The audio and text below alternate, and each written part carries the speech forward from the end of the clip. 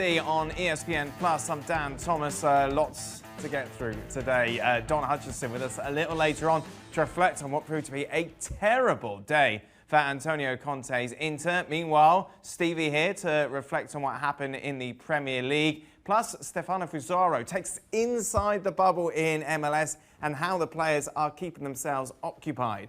We start, though, in La Liga.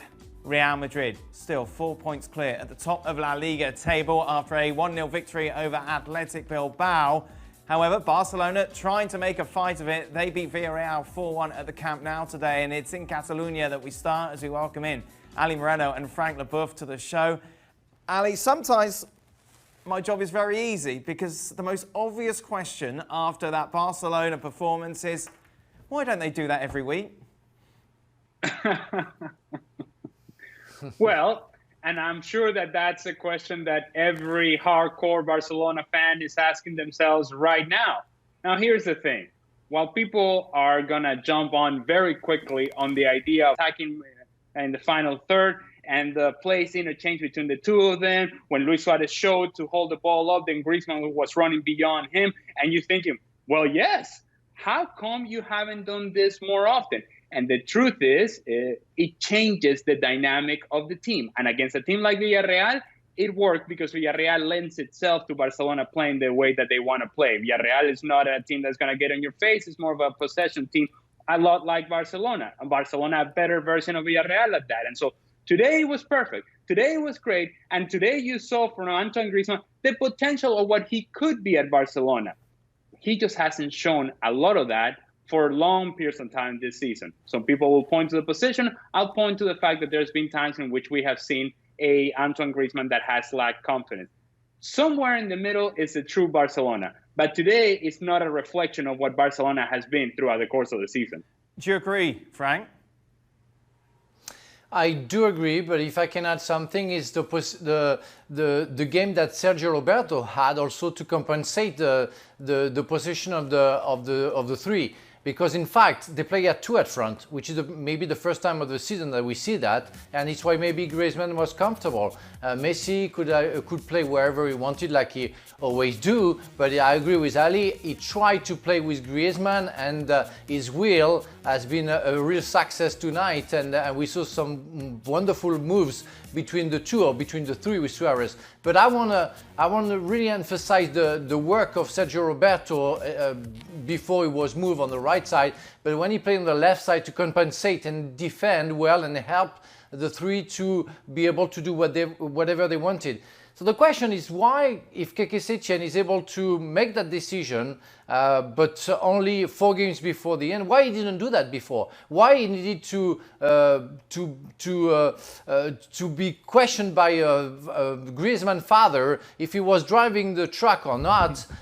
He gave an answer today, but it's maybe a late answer because maybe they lost the championship, the Liga, because of that late decision when he has the player. He has the right player at the right position tonight. Ali, a couple of things that I wanted to address there, Dan, that I think are good points there by Frank. The idea of Sergio Roberto and indeed also Arturo Vidal, two guys who have to cover defensively because you know that you're not going to get any work defensively from Lionel Messi. And if he's going to be at the top of that diamond, if he's going to play underneath the strikers and he's not going to defend, you're going to need guys who are going to say, you know what, my job and my role on this field right now is to win the ball and win spaces in behind Lionel Messi because he's not coming back. And that's part of the reason you don't sacrifice Lionel Messi and put him further down the field because you're saying to yourself, man, if he's not coming back and Griezmann's not coming back and of course Suarez is not coming back, now we're out of position and Semedo is going forward and then Jordi Alba is going forward. And so now we're on balance, and so therefore you need the work of Sergio Roberto, you need the work of Arturo Vidal to balance off, and I agree totally with Frank there. Now, as to why this hasn't happened, well, I think that in itself answers the question. You are dropping Lionel in Portugal. If it works, collectively better for the team for Lionel to play deeper and Griezmann to play in his preferred position, then surely Messi, who we know is so desperate for this trophy, will swallow it. And I'm sure he will. And if there's one thing that we have learned about Lionel Messi, or at least that's a perception that we have, is that he's all about the success of the team. Okay, well, now here's a real opportunity to prove that, because your role is going to change. If indeed this is about what's best for the group, then, okay, Lionel Messi has to drop off a little bit further from goal in a playmaking position that, by the way, he has taken that role on this season. Perhaps not by design, but naturally he has drifted back further away from goal to be a playmaker and to be the guy who finds the passes. But here's what needs to happen. And going forward, Frank, have we seen a glimpse of today of maybe how we could see it play out next month? Well, for me, it's not going to be solved by the three and how they're going to work. As we agreed with Ali, I think it's really the position of, for tonight, Vidal and Sergio Roberto to work very hard to defend and to compensate. De Jong's going to be back as well, and I think he's going to take Vidal's place. You have some young players coming, Riqui Puig,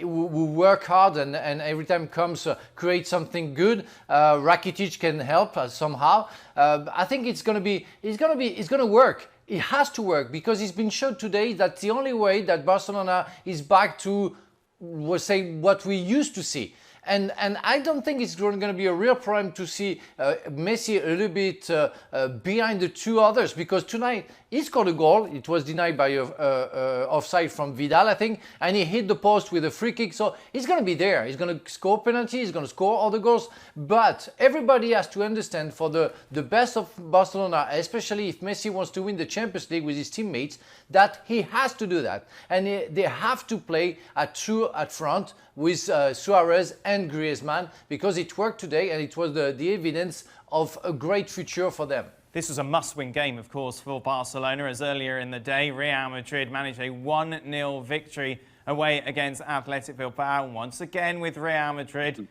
it was a controversial win.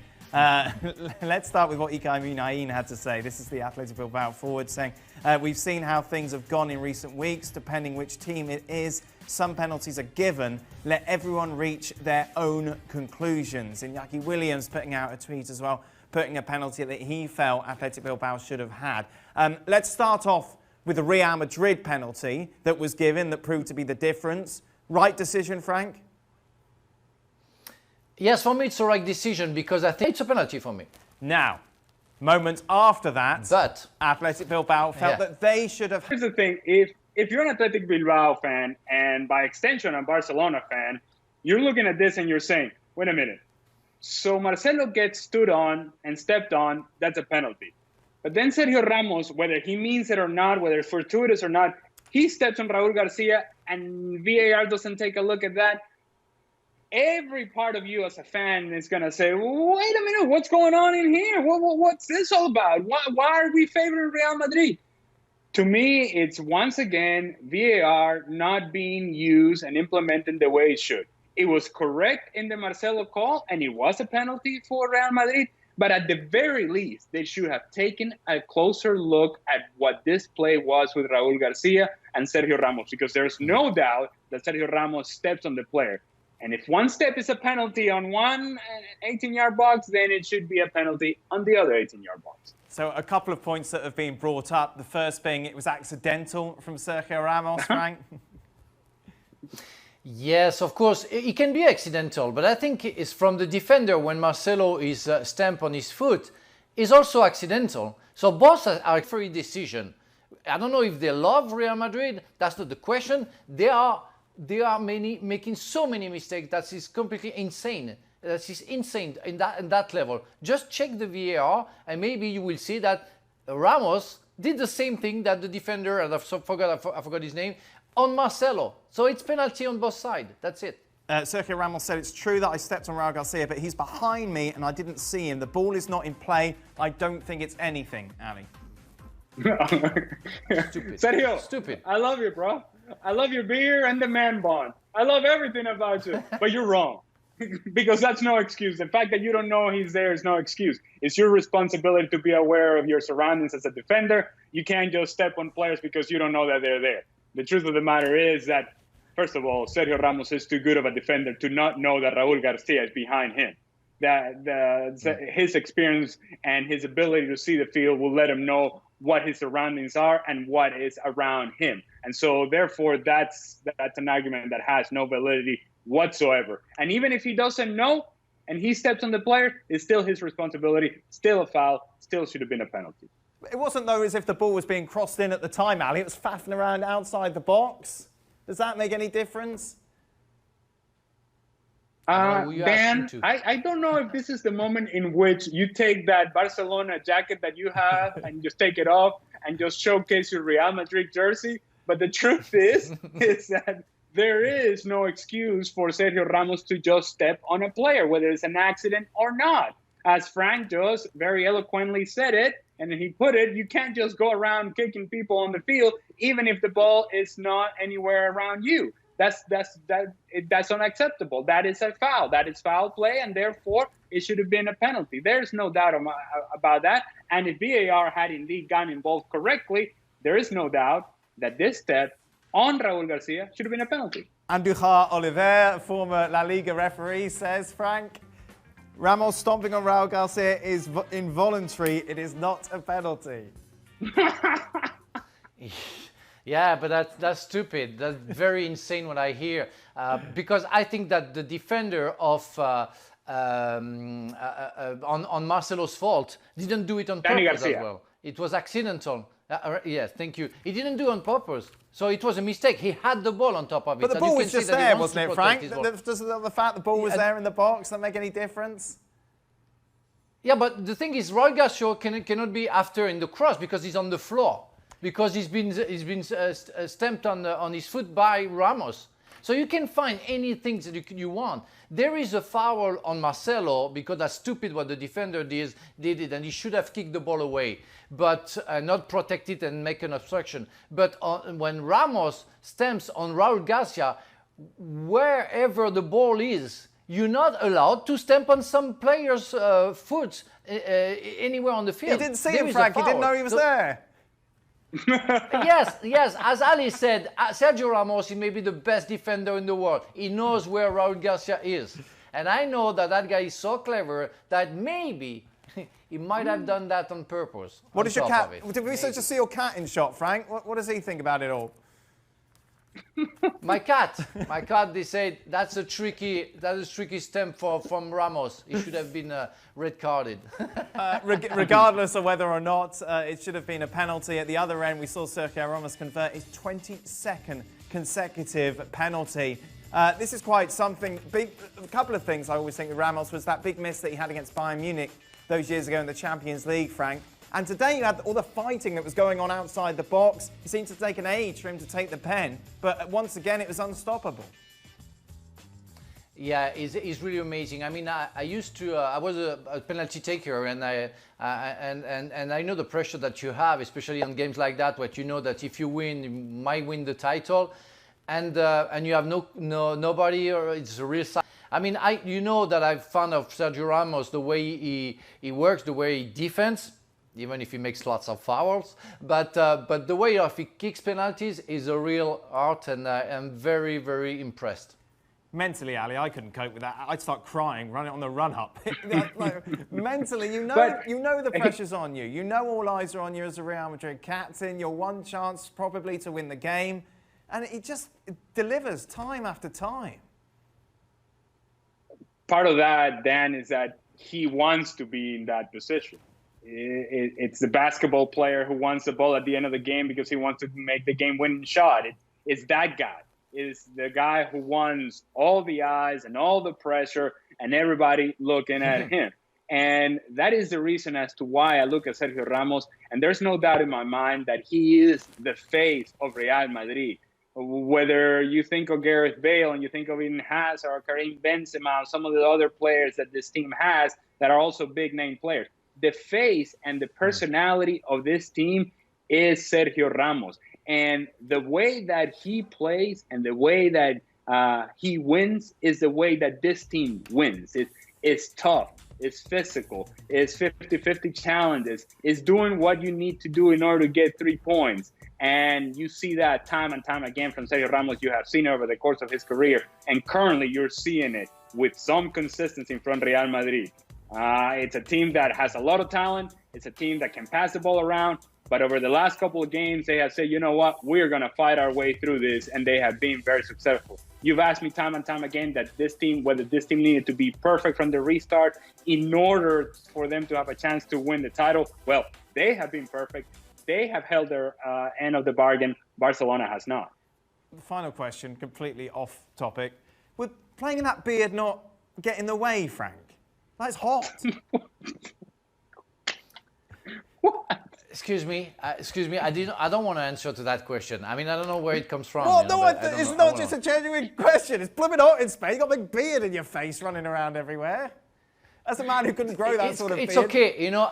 It's okay. You breathe with your nose and your mouth, you know, and that's all right. I know I've got a beard, and that's okay. The length of the beard doesn't change anything for your breathing. I mean, I don't know what to say about that. Ali, please, can you answer for me? I don't know. Well, surely it's hot. This is my point. It's very hot with all that on your face. I don't know what you're talking. I don't have hair, and I get burnt, and I'm so hot because I don't have hair. So you maybe, I don't know, here if you get hot because you have a beard, try once, Dan. It's nothing to do. I mean, there's nothing to answer about that, you know. I love that question. It should be on extra time. Well, no, I know. But if I'm wearing a big fur coat, it's never got to play soccer in it, surely. Yeah, but there is some air. I mean, air, not hair. Air goes through the beard. That's all right. That's all right. Letting Newcastle back into the game twice. Meanwhile, Liverpool with a 2-0 victory over Aston Villa. We'll start, though, at St Mary's. Southampton beating Manchester City by 1-0. Don, Shaka and Stevie with us. Stevie, big deal? I think it's a big deal because of what's going on defensively for City. I don't think it's a big deal that they have 1,000 chances and can't score, because you are going to have a day like that. So that's not a huge deal for me, really. It's the big worry. Don, as much as you can talk about the fact that City gave the ball away in midfield for the only goal of the game, it was one heck of a finish. It was a brilliant finish from Che Adams, his first in a Southampton shirt. And I think it was interesting when he scored the goal. I think all the Southampton players sort of ran across to the coaching staff, because they've obviously worked on that. They've worked on trying to press Man City. And when Man City have got the ball at the back, Ederson sort of comes quite central and the two centre-halves then split. So obviously when they lose the ball in a dangerous area, Southampton was setting traps for them all afternoon. But what a finish from Che Adams. I mean, I don't think he'll score a better one in a Southampton shirt. You would have saved that when you shanked? Yeah, because I would have been on my line. That's the difference. And from the finish, I thought it was simply fantastic. We saw City make quite a few changes for this game, Stevie. It's almost like a pre-season now leading up to the return of the Champions League. If you're Pep, how do you play this rotation game?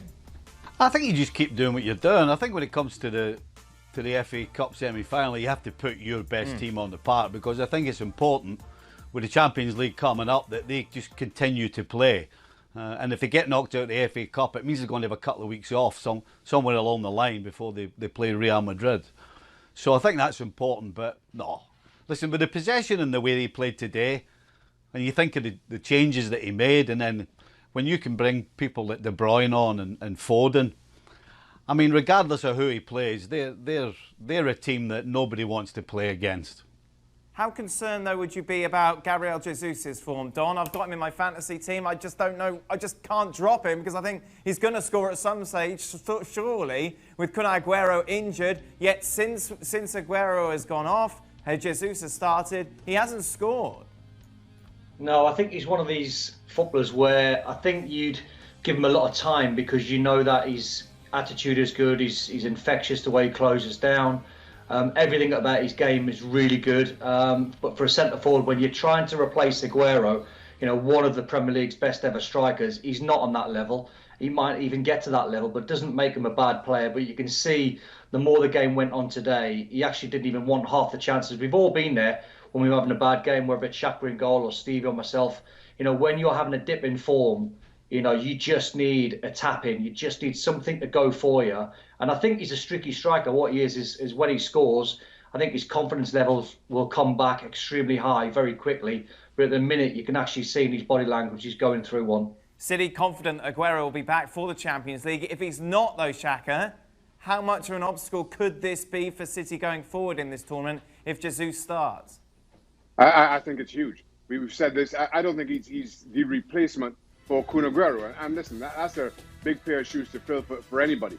Given how good Kun Aguero is, given the clinical finisher that he continues to show he is.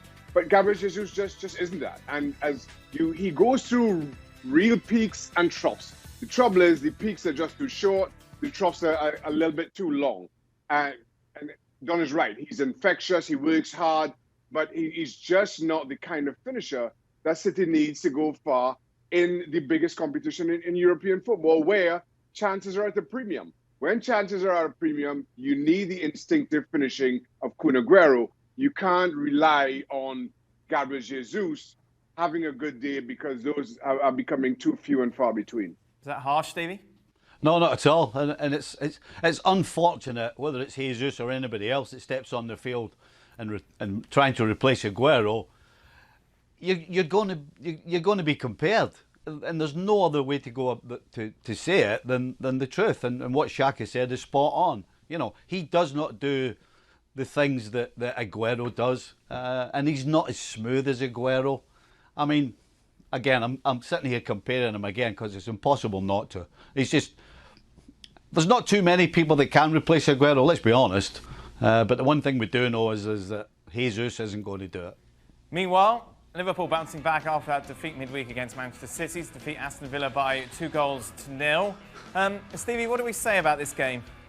Well, you can tell Liverpool's got the title wrapped up. It's just got playing out the season written all over it. I mean, it was a complete and utter snooze fest, honestly.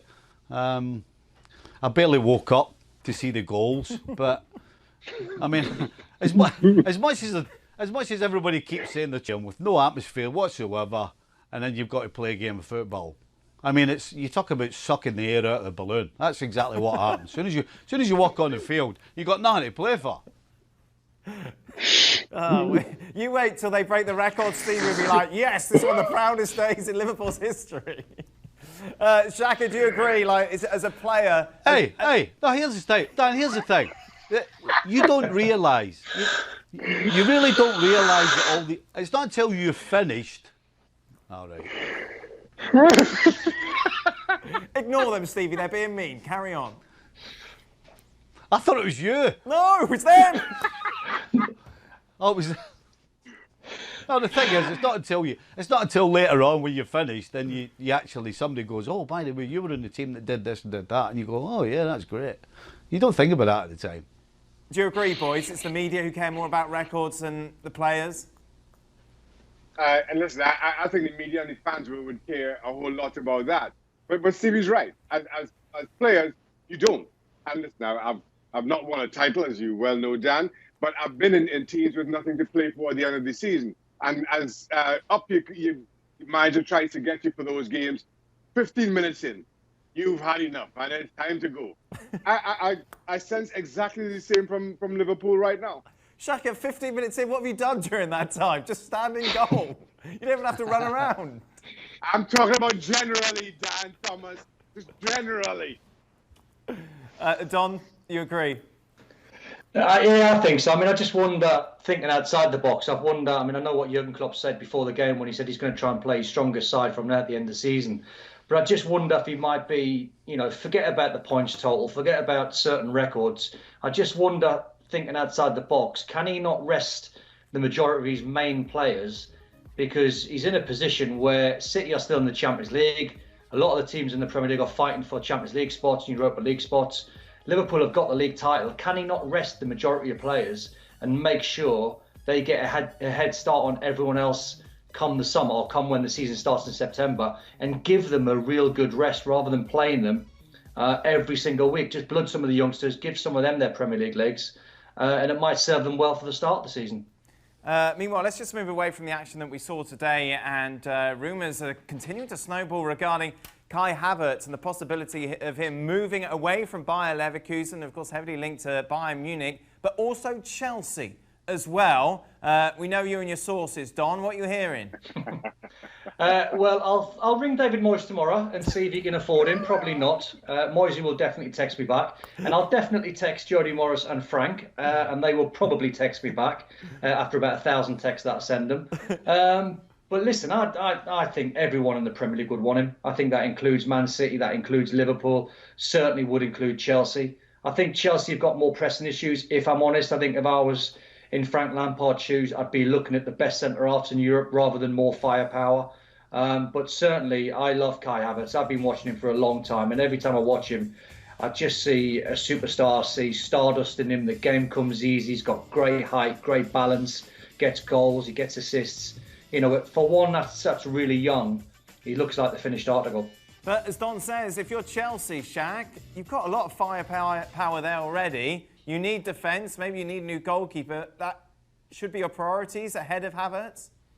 Absolutely. I think Chelsea have a lot more problems than up front, where I think not only do they have a good starting 11, but they probably have as much depth in that position of the bench than in the others. There are far more pressing issues. And I would advise, and Frank, that's where I think they should focus, because ultimately, and we know Abramovich hasn't backed this club and the spending in the way that he'd done previously. You blow your budget on a top-heavy forward line that Chelsea now have. I think you have some of the same issues coming back to haunt you next season. Gentlemen, as always, thank you very much. Shaka and Don with me to talk about extra time. You can check that out over on our YouTube channel where they answer some of your tweets. Number of games in Italy today. We saw Atalanta win yet again, this time a 1-0 victory away against Cagliari. Meanwhile, in the late match, Napoli defeated Roma. Certainly been lacking massively in quality. What's happened, Don? Because we've spent so much time maybe saying this is it, Inter could get Juventus this season, and we saw flashes of that, didn't we, early on in the campaign? But as you say, this decline just seems to have continued and got worse and worse, especially after the break. Where do you point the finger? Oh, I'll point the finger all over the place. I mean, Antonio Conte's signings for a start, some of his team selections. When you look at the front two, and Lautaro Martinez and Lukaku, they've been the standout performers without a shadow of a doubt. And then all of a sudden, Christian Eriksen comes in, and he is playing nowhere near the level that he was playing at when he was good at Tottenham. Alexis Sanchez has had some decent games, but he's inconsistent as well. So I think for Antonio Conte, he's probably looking at a pool of players that he's got and a squad that he's got, and it looks on paper like a really, really good squad, but the players are just not performing at their normal level. So you've got to question Conte? Oh, absolutely, yeah. I mean, you have to question Antonio Conte. I mean, you know, he's a fantastic manager. He's been brought in to try and get them close to a title, which I said before he's contending. But when you think of the signings that he's brought in, is Ashley Young, is Victor Moses, is Christian Eriksen, is Alexis Sanchez good enough to take them to a title? I mean, they're good enough on paper, and they might be good enough in individual games. But when you try and compare them to what Lazio are, and especially what Juve are solid all over the pitch and got a brilliant squad and got world-class players that will deliver most weeks. And what's crazy is Inter have gone from title contenders to now battling for fourth, because Atalanta with yet another win today. This one not quite as swashbuckling as maybe we've seen. In the end, it was a penalty that was the difference between the two sides. But what a story this is, Don. It's incredible. I mean, let me just hit you some facts. He gets his goals. Muriel gets goals. And Papu Gomez, you know, playing as a little number 10, and he's just so influential. I mean, they are one of my favourite sides to watch, Atalanta, because they are just free scoring, and they will concede goals every now and again. They're that type of side. They don't do clean sheets that often, but what you can guarantee is they can score bucket loads of goals in any given game. 20-1 to win the Champions League. Yeah, I don't think they've got the quality to win it. They might go deep, and they might surprise a few teams, but I just think in the very biggest of games, I mean, they only squeezed through their group, and they only squeezed through in a couple of mad games against Valencia. So can they topple the likes of Barca? Can they topple some of the very biggest sides when it goes deep into the Champions League? I think they'll scare a few, but I don't think they'll win it. Meanwhile, it's 5th versus 6th today. Roma taking on Napoli. Napoli with a 2-1 win in the end. What a goal from Insigne to win it. Oh, it's a brilliant game. Mkhitaryan scored for Roma to make it 1-1 after Callahan's early goal. And you think this is in the balance. And the second 45 minutes was end to end. And then, as you said, Dan, Insigne pops up on that left-hand side. And, You know, he gets it on the left-hand side, he drops inside onto his right foot, and then he curls a beautiful shot, you know, aiming for the crossbar, aiming for that stanchion with a little bit of dip at the end. And it was a stunning goal. It deserved the crowd because the finish was so good. But it was a real entertaining game of football. Napoli, of course, still in the Champions League. Got that second leg against Barcelona with it poised at 1-1. Have you seen anything from them? Because they haven't exactly set the world on fire, have they, of late, to suggest that they can get through Barca? No, they're inconsistent. When people like Insigne and Mertens and Callejon and Arkadiusz Milik play well at the top end of the pitch, you think they've got a chance. But at the back, I mean, Koulibaly's their rock. I mean, without him, there'd be absolutely nowhere. And he had another sensational game. But defenders around him are nowhere near at the same level. So, again, a little bit like Atalanta. On their day, Napoli, they're an attractive side to watch. But when it comes to the crunch and when it is crunch time against the biggest of sides, they won't go